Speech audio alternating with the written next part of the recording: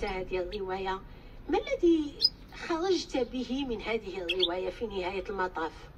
استفدت من هذه الرواية الصبر، الثقة بالنفس، عدم الانهزام، وترك الفضول. ترك الفضول. الفضول لا يكون دائما سلبيا، أليس كذلك؟ بلى، لا يكون دائما سلبي، ولكن يجب أن لا نتخطى حدود الفضول. وما هي الحدود؟ مثلا فضول العلم رائع، ولكن فضول أن نفتح شيئا للآخر سلبي. هنا لا نتكلم عن الفضول، وإنما عدم الاطلاع على ما لم نأخذ إذنا في الاطلاع عليه. إذا مرحبا، سأنتقل إلى صديقتيك آية. ما رأيك في موضوع هذه الرواية؟ لقد أعجبتني كثيرا هذه الرواية، فالكاتب تطرق إلى موضوع حفظ الأمانة، وكذلك أن الفضول السلبي قد يؤدي بالإنسان إلى مشاكل سيئة. كما تناولت الرواية أحداثا شيقة خيالية. مرحبا. وصديقتنا أحلام، ما رأيها في موضوع هذه الرواية؟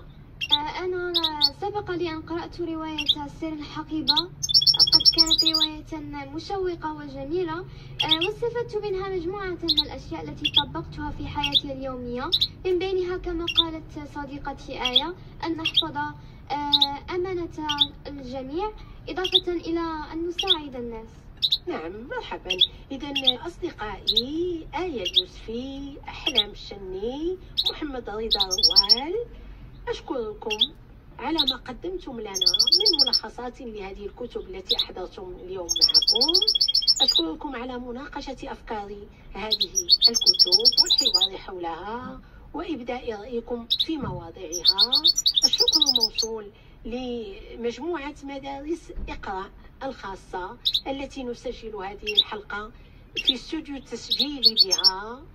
أشكر الطاقم التقني الذي يسجل لنا هذه الحلقة، ولا أنسى دائما المستمعين الذين يتابعون هذا البرنامج بتفاعل وبوفاء. والسلام عليكم جميعا والرحمة والبركات. طفل يقرأ.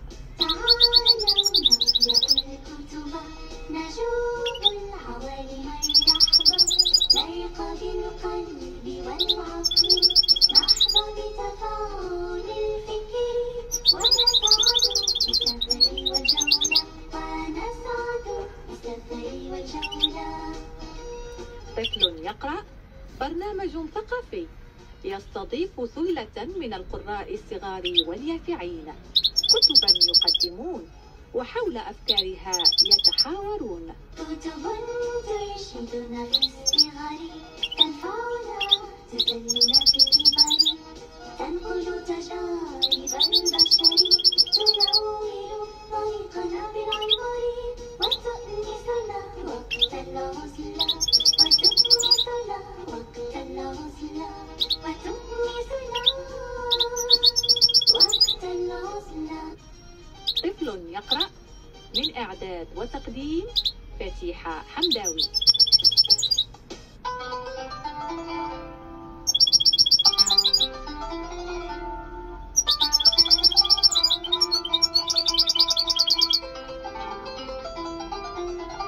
احتفاء بالقرآن وأهله وخدامه، تنظم وزارة الأوقاف والشؤون الإسلامية ليلة القرآن يوم الخميس 19 من رمضان 1446 للهجرة، الموافق ل20 من مارس 2025 للميلاد، على الساعة 9:15 ليلا بمعهد محمد السادس لتكوين الأئمة المرشدين والمرشدات بالرباط، المدرج الكبير باء.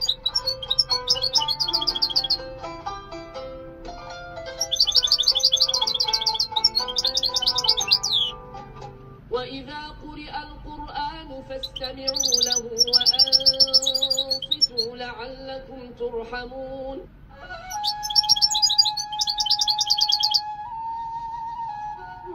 على أمواج إذاعة محمد السادس للقرآن الكريم يتلى الذكر الحكيم على مدار الساعة بأصوات شجية.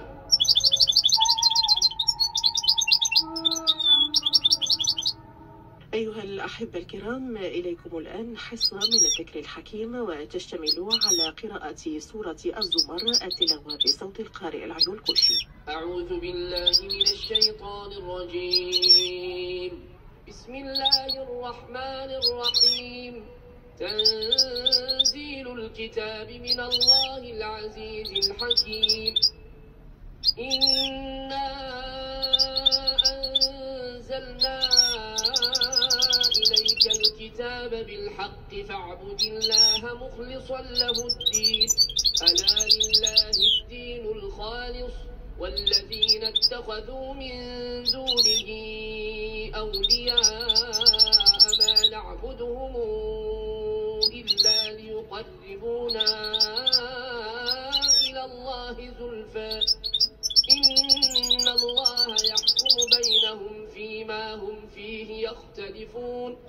إن الله لا يهدي من هو كاذب كفار.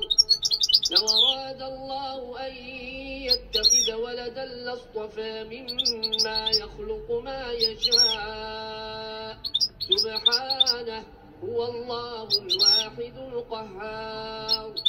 خلق السماوات والأرض بالحق يكور الليل على النهار ويكور النهار على الليل وسخر الشمس والقمر كل يجري لأجل مسمى ألا هو العزيز الغفار. خلقكم من نفس واحدة ثم جعل منها زوجها وأنزل لكم من الأنعام 8 أزواج يخلقكم في بطون أمهاتكم خلقا من بعد خلق في ظلمات 3 ذلكم الله ربكم له الملك لا إله إلا هو فأنا تصرفون. إن تكفروا فإن الله غني عنكم ولا يرضى لعباده الكفر وإن تشكروا يرضه لكم ولا تزر وازرة وزر أخرى ثم إلى ربكم مرجعكم فينبئكم بما كنتم تعملون. إنه عليم بذات الصدور. وإذا مس الإنسان ضر دعا ربه منيبا إليه ثم إذا خوله نعمة منه نسي ما كان يدعو إليه من قبل وجعل لله أندادا ليضل عن سبيله.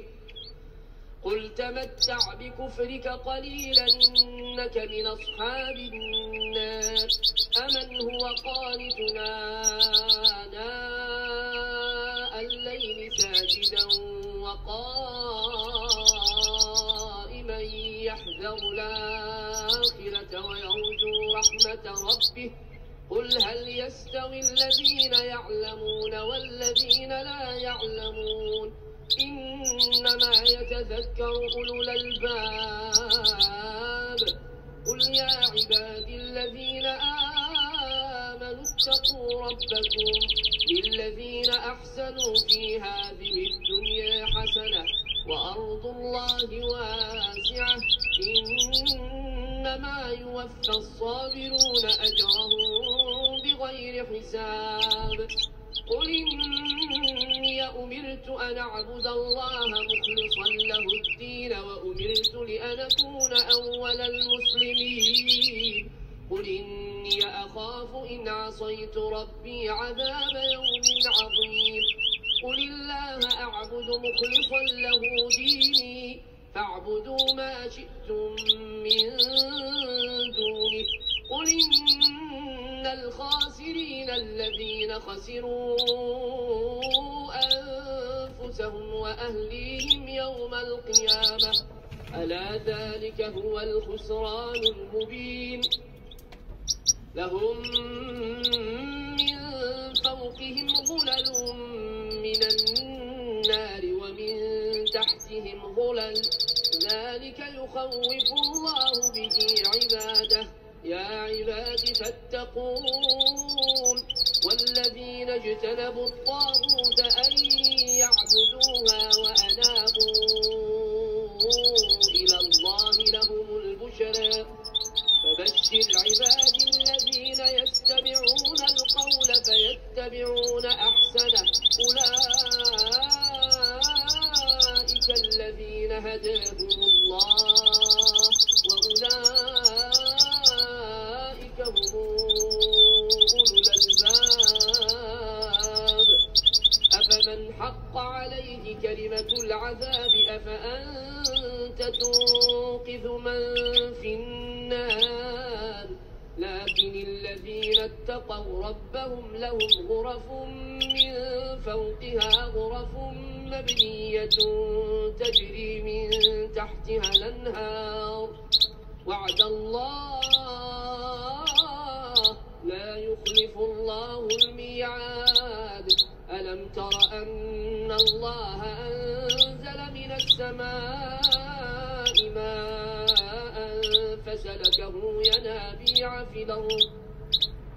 فسلكه ينابيع في الأرض ثم يخرج به زرعا مختلفا ألوانه ثم يهيج فتراه مصفرا ثم يجعله حطاما إن في ذلك لذكرى لأولي الألباب أفمن شرح الله صدره للإسلام فهو على نور من ربه فويل للقاسية قلوبهم من ذكر الله